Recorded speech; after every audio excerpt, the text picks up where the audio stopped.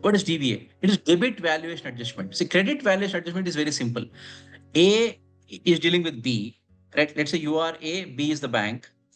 Your exposure on the bank is related to the CVA, right? You are exposed to the bank and potential for bank default, you have to factor in.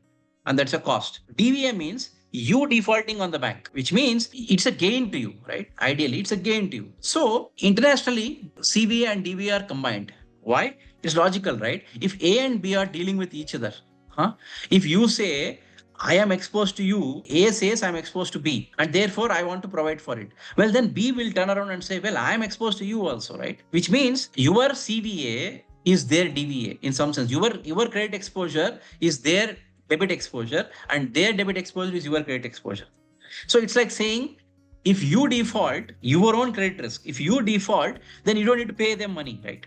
So DVA sort of reflects that aspect, that if you default, you are actually gaining. In the sense, you don't need to honor the obligation, so to say, right? So DVA reflects that. So the net credit charge is typically used, but then in Indian markets, a lot of auditors say DVA is anyway some kind of a, it's okay, it's in the air. So let's ignore DVA, only CVA to be conservative. But DVA also is something which people calculate. DVA will be based on your probability of default. That means the probability that you will default as a company, right? And so on and so forth. So DVA is something which is fairly popular in international markets. CVA and DVA are used, but in Indian markets, DVA is not really that important. Now, the methodologies of calculations vary wildly. As I said, how do you model the exposure?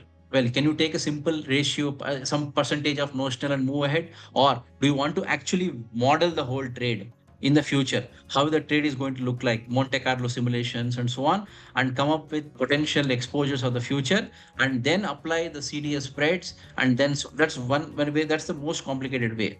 The other way is simply use RBI's numbers, saying 10%, depending for a 5-year trade, 10%, for a 1-year trade, 2%, and so on extra, over and above your mark to market. Then take the CRISIL probability of default numbers and simply multiply, and loss given default roughly 60%, and then you do. So there are each auditor has different experience, and they will insist on certain way.